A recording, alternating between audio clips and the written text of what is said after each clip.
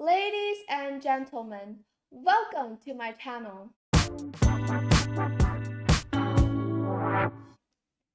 Today we're going to be taking a look at the 2025 Norway Chess. This is one of the strongest classical events in the entire year. And in the open section, we have Magnus Carlsen, Gukesh Damraju, Wei Yi, Hikaru Nakamura, Fabiano Caruana, and Arjun Erigaisi, these 6 top grandmasters competing.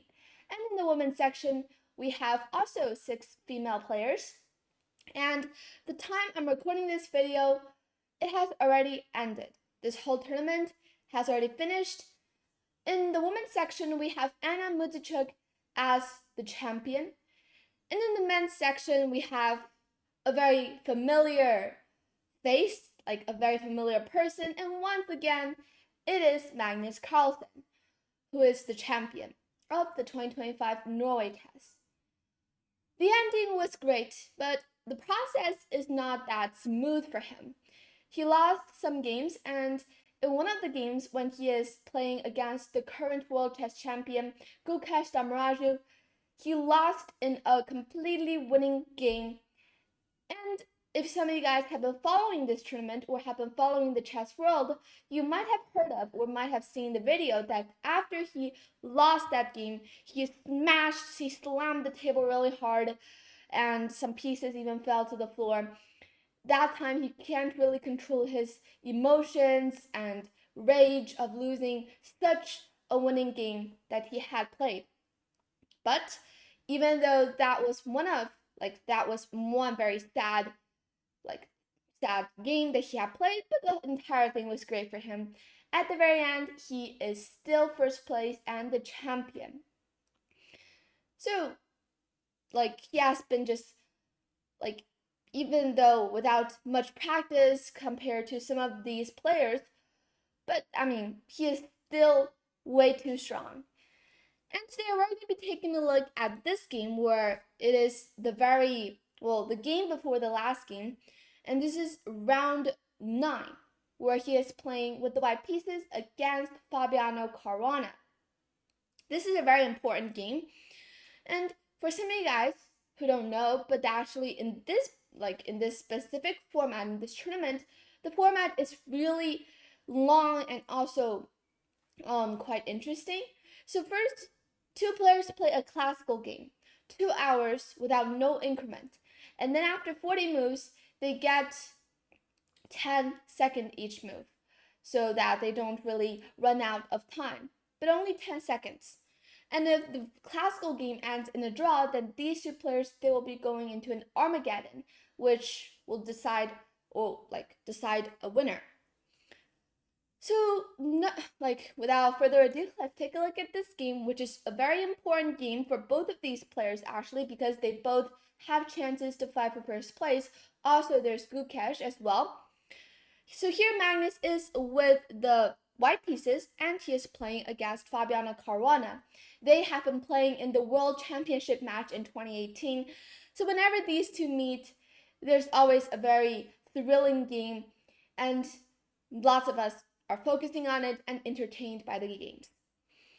So Magnus starts with the move d4, Fabiano plays d5, c4, and here we have the Queen's Gambit declined, or the Catalan in this case, more specific. Bishop g2. Now the Catalan opening is an opening widely considered and widely played by all players, from grandmasters, these top players, all the way to beginners or amateurs, because this is an opening where white just simply put this bishop on this diagonal and gains control of everything, puts pressure in the center, and it's actually really easy for white to play in a way. Here, Fabiano plays bishop e7, knight f3, but of course, the Catalan. This is just an opening that is way too familiar, way too common for these top grandmasters. So these 2, they played the opening moves without really thinking, and here Magnus plays short castle, Fabi takes on c4, and here queen c2.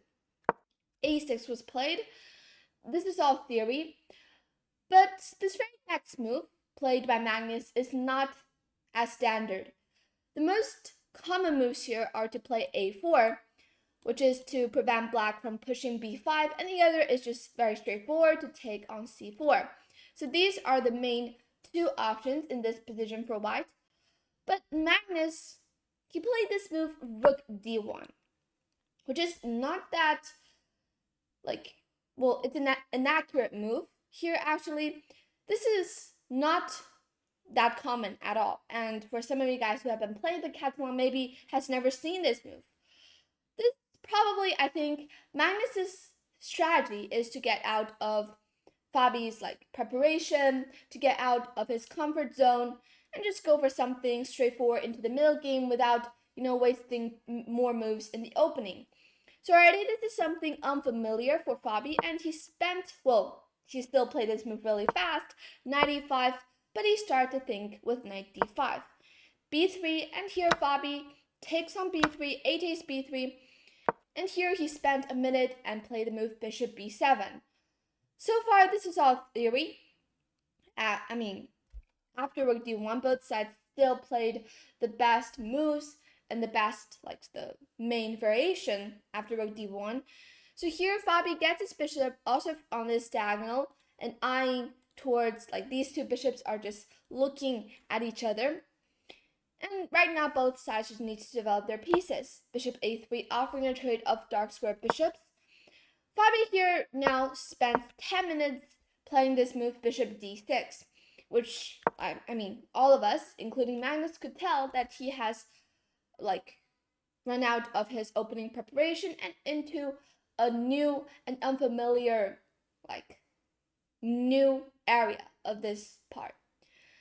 And here, the best move is actually indeed not to play bishop d6, but to play bishop takes a3, just to take, and after knight takes a3, for example, to play queen e7 to develop your pieces normally. Because this knight is somehow misplaced on a3, and at some point probably needs to go back and reroute to other places or move the queen and play knight c2. And however, in the game, Fabi plays the move bishop d6, and after knight d3 back, Magnus is still blitzing out each move fast and very accurately as well. Fabi here plays knight d7, again thinking for about 3 minutes, and here e4. This is White's main idea, to push e4 to attack the knight in the center and to gain space. Pushing e5 might be possible, even d5 ideas.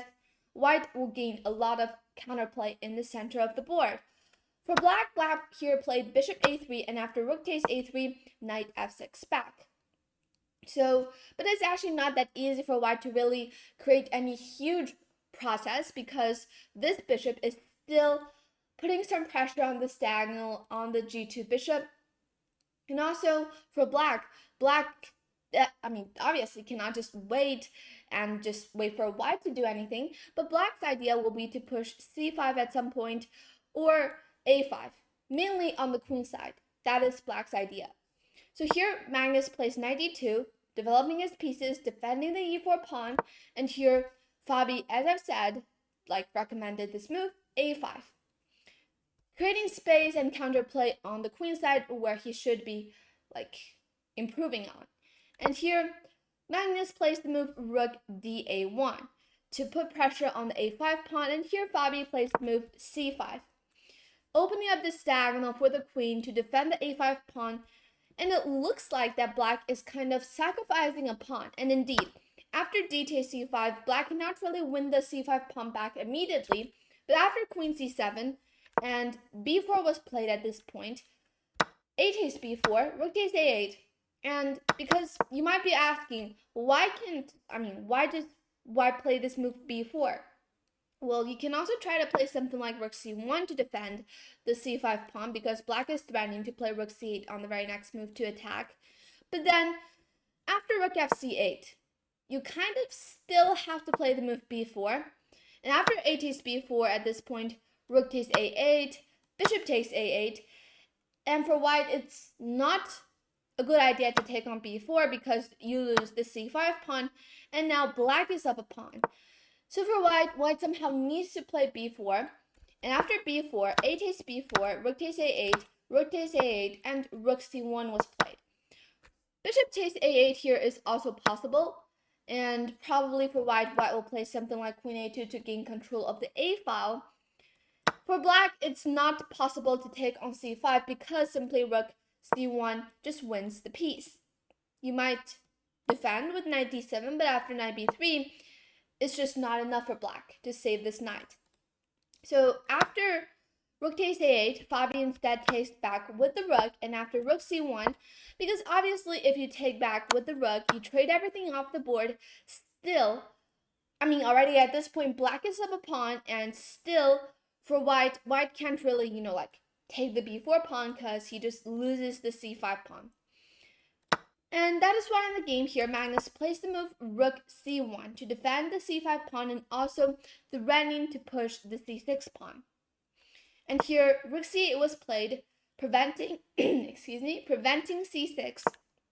Queen b2 was played, h6, and here queen takes b4. Now material is even, and here the position is somehow more related to these maneuvers, coordinations of the pieces, and here Fabi first of all blocks the passed pawn with the bishop c6, and at the same time defending the b5 pawn, so it's a very solid setup for black.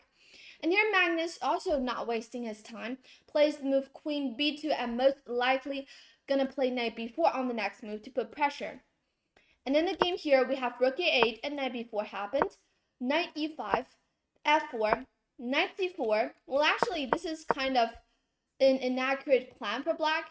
Here, it is actually better for black to just sit and wait, because if you really want to go and find counterplay as played in the game by Fabi, you might run into trouble, because at this point, white is the side who has a slight initiative and also more space all over the board, basically. And white's pieces are all much more coordinated than black's pieces, especially the b4 knight. And the c5 pawn is also putting pressure towards black. So black can't really move any of his pieces without a lot of calculation, because one move could lead to disaster. And here the best move is probably for black to play rook c8, to just sit and wait, and if you take queen takes c6 to just block everything and hold everything together with accurate play, this will end in a draw, because it's not that easy for black to, really create counterplay. And here Fabi plays the move knight e5, and after f4 he played the move knight c4. But already at this point, it gives white some chances. And after knight takes c4, b takes c4, knight takes c6. So here, if you take on c4, then this will just fall for black's idea. Black's idea here is to play rook a4 to pin the knight and the rook, so this knight cannot take on c6 yet. And for white, if white plays something like, bishop f3, for example, preparing bishop d1, well, here black can now play bishop b5. Let's say if the rook goes back to c1, then there's queen a5. Black, even though is now down a pawn, but has improved all of his pieces at a very huge way. And after, as you can see, the queen, the bishop, and the rook are all now really active and putting a lot of pressure on white's pieces, and it's not that easy for white to improve. So back to the game, however, Magnus knows that rook takes c4 is not good, and he plays the move knight takes c6 first, queen takes c6, and then rook takes c4. So now that rook a4 is no longer effective, and white is up a healthy passed pawn on c5. And already at this position, Fabiano needs to defend, needs to try to hold a draw, because he is down a pawn, and he needs to defend the c5 passed pawn. Rook c8, another inaccurate move. It is better for him to keep this rook on the a file, because white's queen cannot really go to go anywhere she wants. If the queen somehow moves away, there will be rook a1 checking ideas. So rook a5 here is considered as the best move to attack the c5 pawn, but also gaining control of the a file. However, in the game, Fabiano played the move rook c8, which is slightly more passive, and here e5 was played. Knight d5 is forced, and here f5. Magnus is just pushing all of his pieces further, pushing his pawns, and breaking through black's position. And already Fabiano is under a lot of pressure here. But still, when he is under pressure, he found the best move, queen a6, attacking the c4 rook. Rook goes back, queen e7, pinning this pawn and the king, and still putting pressure on it. F takes e6 and f takes e6, because right now you can't really take on c5, because after e takes f7, you'll just be down, like, down material, because if you take on f7, then there's queen f2 to win the rook. But if you don't take it, then you'll just be down 2 pawns. So this is going to be winning for white in a very easy way. So here in the game, f takes e6 was played, bishop takes d5, e takes d5. And here with the minor pieces off the board, white is up a pawn. Black is only down a pawn. But white has 2 pass pawns on the 5th rank, and there's just way too much pressure for black. And black also needs to defend the d5 pawn. And then Magnus just started to attack ferociously, just to attack, playing all the best engine moves, basically. Queen d7, king g2, can you even imagine? This is the best move. Queen c6, h4, starting to create space to push further to fix the pawn structure on the king side. King h8, waiting, rook c2, another best move. Sometimes you just can't really even understand what these moves are. What is the point of rook c2? What is the point of king g2? But these moves are being played by Magnus, so definitely they have their own usage. King g8, h5, and you'll see the usage of king g2 is that now white can start to play king h3 to go up with the king, and after king g8, well, Magnus, actually king h2 is a slight inaccuracy, but he can actually just simply push g4, following his idea. But it's not a big deal. He can just play a ton of waiting moves if he wants. Queen c6, rook goes back, and goes here, queen goes there. And Magnus is basically moving back and forth, but just quietly building up a way to break through black's fortress, and waiting for black to make a mistake. Queen f5, still Fabiano is defending extremely well. Rook b2, defending the 2nd rank in case there's any queen c2 checks coming. And here, queen takes h5. Finally, after about 10 or 20 moves of waiting back and forth, Magnus finally waited for this moment to arrive, and black made a mistake. This is like the losing move. And for Fabiano, he just needs to defend queen e6, just go back and forth. But this is, a situation where it is just so devastating, and for a lot of us, we don't have this feeling that we want to defend anymore, and we just try to go for counterplay. But after queen takes h5, c6 just played, and suddenly for black, it's unstoppable. It's impossible for black to stop white's pawns from pushing. King h7. Maybe queen f7 is the best try to prevent c7, but after, queen c5 or rook b7, still, it is quite unstoppable. But however, king h7 played in the game just loses immediately on the spot. e6. These 2 pawns are just rolling down the board and unstoppable. It will be impossible for black to defend all of them, both of them. After queen g6, rook e2, rook a8, queen takes d5, now up 2, still up 1 pawn, but these 2 pass pawns are kind of unstoppable. Rook a3, the last try to threaten queen takes g3, but after queen e4, forcing a trade of queens, it is over. If black takes on g3, king f2 just runs away, and on the very next move, the queens will be off the board, and these 2 pawns will promote. And it's game over. So here, after queen e4, Fabiano resigned the game, and Magnus won.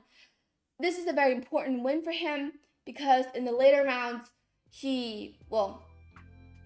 first of all, he defeated one of the guys who was also fighting for first place, but also it gives him more space to make mistakes. And after the last round and everything, actually in the very last round he drew and then lost in Armageddon, but still he is first place, and he played an excellent game in this one. So yeah, Magnus is Magnus. He's just way too strong, and he is like defeating most of the guys. But the practice is no longer that important. At the very end, he is the champion of the 2025 Norway Chess.